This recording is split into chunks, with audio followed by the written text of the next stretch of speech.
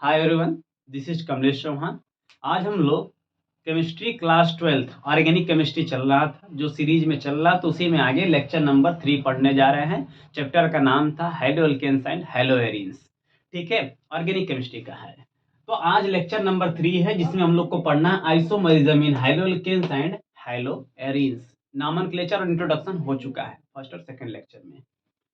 आज हम लोग आइसोमरिज्म में पढ़ेंगे, हाइड्रोएल्केन्स का आइसोमरिज्म देखेंगे कि ये कितने टाइप का आइसोमरिज्म शो करता है। तो ये दो टाइप का आइसोमरिज्म शो करता है, चेन आइसोमरिज्म और position isomerism.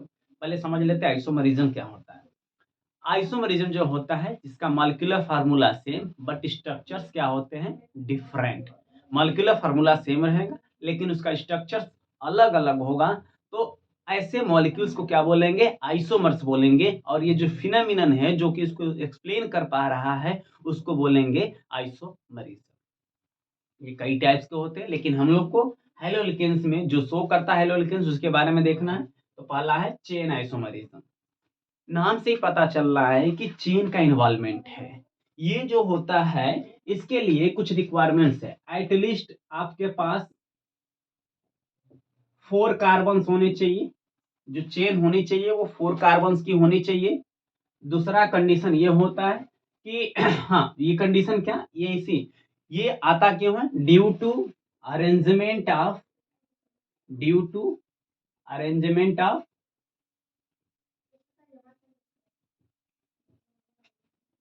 Carbon chain. Carbon chain के अरेंजमेंट की वजह से ये चेन आइसोमरिज्म शो करता है। जैसे समझिए, बात को समझिए, पहले एग्जांपल से लेते हैं। देखिए, जैसे कोई बहुत बड़ी चेन है, मान लीजिए बहुत सारे लड़कों की चेन लगी है, 1 2 3 4 करके 10 लड़कों की। जो लड़के हैं, एक क्या बोल सकते हैं कि एक रो बना दिए, इसी में खड़े कर दिए सबको। आपको क्या करना है, हमारे देखे तो कहें अच्छा ये ठीक नहीं लग रहा है, एक को उठाए, यहाँ से एक को उठाएं, आगे खड़ा कर दिए। ठीक है, एक किसी के बगल में खड़ा कर दिए या बीच में खड़ा कर दिए। मतलब उसी चेन का कुछ पार्ट हटाकर कहीं बीच में सेट कर देना, उसी से लगा हुआ। तो क्या होगा, नंबर ऑफ स्टूडेंट्स तो वही है, लेकिन चेन देखिए, पहले सिंगल चेन थी, अब डबल ट्रिपल भी बन सकती है। मतलब एक इधर चला गया, एक इधर आ गया, इधर से जोड़ दिए, इधर से जोड़ दिए।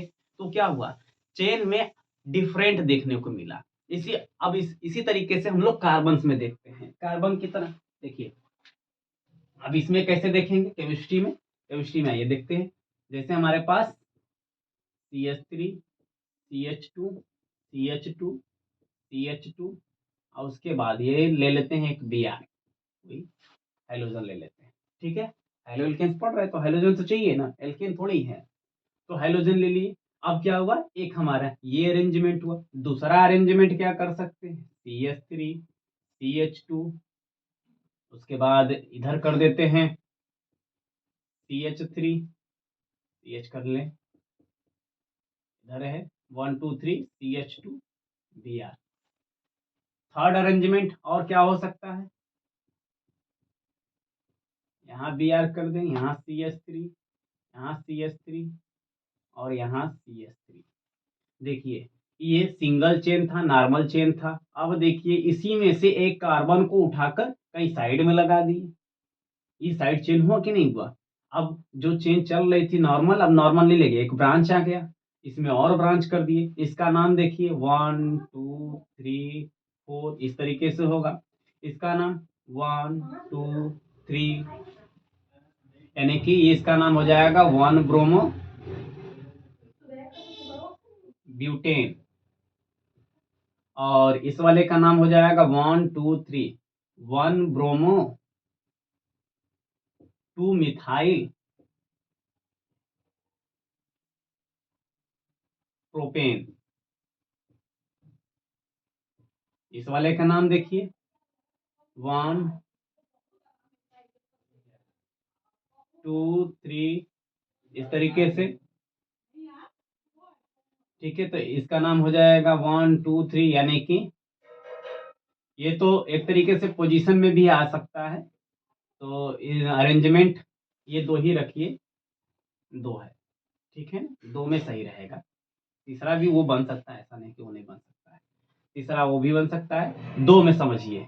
कि देखिए ये नॉर्मल चेन था, अब एक कार्बन को हटाकर कहीं साइड में लगा दिए, उस तरीके से दूसरे वाले ने भी किए थे, इस तरीके से इधर इधर लगा दिए थे, ठीक है ना, यहाँ भी यार लगा दिए, तो ये सब क्या है, चेन आइसोमर्स कहलाएंगे। ये क्या कहलाएगा, चेन आइसोमर्स कहलाएगा, ठीक है। अब दूसरा बात करते हैं पोजीशन आइसोमर। पोजीशन आइसोमरिज्म में सिंपल सा ये हुआ कि उसके पोजीशंस को चेंज कर देते हैं। पोजीशन का चेंज करने का मतलब कोई एक स्पेशल है, जैसे लड़कों की चेन है, चेन बनी हुई है, अब हमने क्या किया, कहीं पे कोई किसी टीचर को खड़ा कर दिया, ठीक है, किसी टीचर को खड़ा कर दिया, आगे से दूसरे पे खड़ा किया, दूसरे दिन हमको अच्छा नहीं लगा, हम कहीं कि नहीं, अब दूसरे दिन टीचर को आगे से फिफ्थ वाले पे खड़ा कर देते हैं, ठीक है, फिफ्थ पोजीशन पे, तीसरे दिन कहें कि नहीं पीछे से फिफ्थ पोजीशन पे रहेगा, इस तरीके से टीचर के पोजीशन को चेंज कर रहे हैं। उसके चेन में जो लड़कों का चेन है, स्टूडेंट्स का जो चेन है, उसमें कोई भी डिफरेंट क्रिएट नहीं कर रहे हैं, एकदम एग्जैक्ट है, वो जो वैसा वो था वैसा सा ही है, केवल टीचर जो उसमें इंक्लूड किए हुए हैं उसके पोजीशन को चेंज कर रहे हैं। एग्जाम्पल समझते हैं, CH3 CH2 CH2 और ये रहा हमारा फिर से CH2 और ये रहा Br। तो ये इस टाइम में फर्स्ट पोजीशन पे ब्रोमो है, फर्स्ट वन ब्रोमो हो जाएगा, दूसरा स्ट्रक्चर बनाते हैं, CH3 CH2 CH, यहाँ Br कर लेते हैं, फिर CH3, ये देखिए 2 ब्रोमो आएगा, 2 ब्रोमो आ गया। थर्ड वाले में अब देखिए कौन सा, अब ये फर्स्ट पोजीशन, अगर थर्ड यहाँ करते तो ये फिर से सेकेंड वाला ही आएगा, ये फर्स्ट सेकेंड थर्ड फोर्थ, यहाँ पे फर्स्ट सेकेंड थर्ड फोर्थ, अगर इसको हम थर्ड पे लाना चाहेंगे तो इधर से ये सेकेंड हो जाएगा, देखिए देख लीजिए, CH3 CH Br CH2 फिर से CH3, तो ये इधर से नंबरिंग करेंगे 1 2 3 4, सेकेंड नंबर पे आ गया, ठीक है, तो इसको नहीं लगेगा। तो अब क्या हो गया है हमारा, ये देखिए इसके पोजीशंस में, Br के पोजीशन में चेंजेस कर रहे हैं, तो नए नए क्या मिल रहे हैं हमको, स्ट्रक्चर्स मिल रहे हैं। मॉलिक्यूलर फार्मूला दोनों का सेम है लेकिन स्ट्रक्चर्स डिफरेंट है, इसमें भी स्ट्रक्चर डिफरेंट है, तो ये क्या कहलाएंगे, ये पोजीशन आइसोमरिज्म कहलाएगा। ये जो आइसोमर्स है पोजीशन आइसोमर्स होगा, और ये जो आइसोमर जिस फिनोमिनन के थ्रू बता रहे हैं वो पोजीशन आइसोमरिज्म कहलाएगा। ये चेन आइसोमर्स होंगे एक दूसरे के, और ये जो फिनोमिनन जिसको बता रहा है इसको, वो क्या कहलाएगा, चेन आइसोमरिज्म कहलाएगा। आइए, ये तो हाइलो एलिकेन्स के बारे में हो गया। अब बहुत सारे एग्जांपल बना सकते हैं, जितना बड़ा ले सकते हैं उतना बड़ा बना सकते हैं, कई सारा आ जाएगा, ठीक है। आइए हाइलो एरिन्स की बात कर देते हैं। हाइलो एरिन्स केवल और केवल पोजीशन आइसोमरिज्म शो करता है, न कि चेन आइसोमरिज्म शो करता है। चलिए देखिए एग्जांपल देख लेते हैं, जैसे इसका बहुत ही ईजी है, ये Cl है, यहाँ पे भी Cl लगा देते हैं, तो बोलेंगे 1,2 डाइक्लोरोबेंजीन, दूसरे वाले में इसका पोजीशन और चेंज कर देते हैं, यहाँ Cl, यहाँ पे Cl लगा देते हैं 1 2 3, यानी 1,3 डाइक्लोरोबेंजीन। इस तरीके से ये क्या है, अलग अलग पोजीशंस आइसोमर्स हो गए। ये फिनोमिनन क्या कहलाएगा, पोजीशन आइसोमरिज्म। अच्छा एक बात बताइए, ये जो चेन आइसोमरिज्म है इसको दिखाने के लिए कम से कम कितने कार्बन चाहिए, तो इसको शो करने के लिए कम से कम 4 कार्बन चाहिए, 3 कार्बन शो नहीं करेगा। आप लोग अपने से देखिएगा, क्या 3 कार्बन में हम लोग चेंजेस कर पा रहे हैं क्या, पोजीशन चेन आइसोमरिज्म शो कर पा रहे हैं क्या, तो 3 जो कार्बन होंगे वो चेन आइसोमरिज्म शो नहीं करेगा, ठीक है। आते हैं अब नेक्स्ट टॉपिक है nature of the CX bond. Nature of the CX bond की बात करते हैं, इसलिए पढ़ना जरूरी है कि क्योंकि हम लोग को रिएक्शन देखने हैं, तो इसका जब तक बॉन्ड का नेचर नहीं पता चलेगा तो रिएक्शन नहीं देख पाएंगे। तो ये जो है CX बॉन्ड, ये देखिए हाइड्रोजन है, ये क्या है, हाइड्रोजन है, ये तो सभी को पता ही हाइड्रोजन है। ये क्या होता है, इलेक्ट्रोनिगेटिव होता है। इलेक्ट्रोनिगेटिव यह एक प्रॉपर्टी होती है, कौन सी प्रॉपर्टी होती है, बॉन्डेड वाले, जिससे वो जुड़ा रहेगा जिस बॉन्ड से, बॉन्डेड वाले इलेक्ट्रॉन को अट्रैक्ट करने की टेंडेंसी क्या कहलाएगा, इलेक्ट्रोनिगेटिविटी। तो ये क्या करेगा, अट्रैक्ट करेगा, तो इस पे डेल्टा निगेटिव चार्ज आएगा, और जिसका इलेक्ट्रॉन जिसके तरफ जाएगा अब क्या होगा, ये डेल्टा पॉजिटिव होगा। इसका इलेक्ट्रॉन था जो बॉन्डेड में पार्टिसिपेट किया था, इसका भी, लेकिन ये दोनों ही शिफ्ट किए किसके तरफ, हाइड्रोजन के तरफ। तो ये डेल्टा निगेटिव होगा क्योंकि गैदरिंग ऑफ इलेक्ट्रॉन यहाँ होंगे, तो डेल्टा निगेटिव, इलेक्ट्रॉन पे निगेटिव चार्ज होता है, तो डेल्टा निगेटिव और ये डेल्टा पॉजिटिव। और ये जो बॉन्ड होगा वो पोलर कोवैलेंट कहलाएगा। ये क्या होगा, पोलर कोवैलेंट बॉन्ड होगा। कोवैलेंट मतलब शेयरिंग पेयर ऑफ इलेक्ट्रॉन के थ्रू जो बॉन्ड बनता है उसको कोवैलेंट बोलते हैं।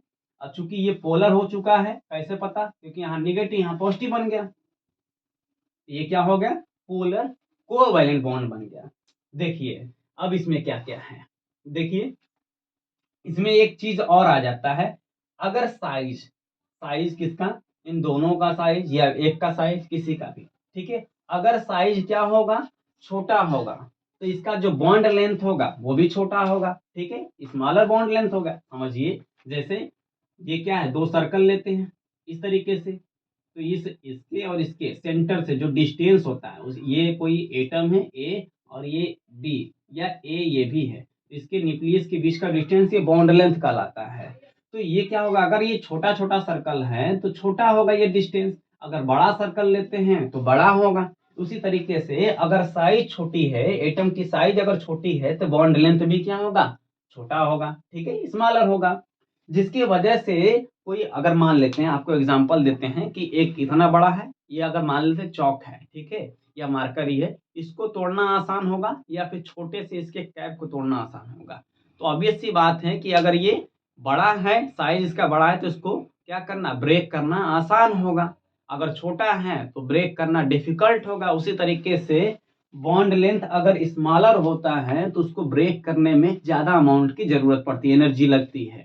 अगर वो बॉन्ड बड़ा होता है तो उसको ब्रेक करने में मिनिमम अमाउंट लगती है। उसी टर्म को बता दिया गया बॉन्ड इंथैल्पी। बॉन्ड इंथैल्पी क्या है, सिंपल सा बॉन्ड की एनर्जी होता है जो इसको ब्रेक करने में लगती है या चाहिए होती है, ठीक है ना। यह एक प्रॉपर्टी की वजह से आता है। चलिए अब हम बात करते हैं, जब ये सारी बातों क्यों हो गया, तो अब आता है एक टर्म डायपोल मोमेंट। क्या आता है, डायपोल मोमेंट। डायपोल मोमेंट का इन्वॉल्वमेंट इसलिए होता है क्योंकि ये बॉन्ड पोलर है।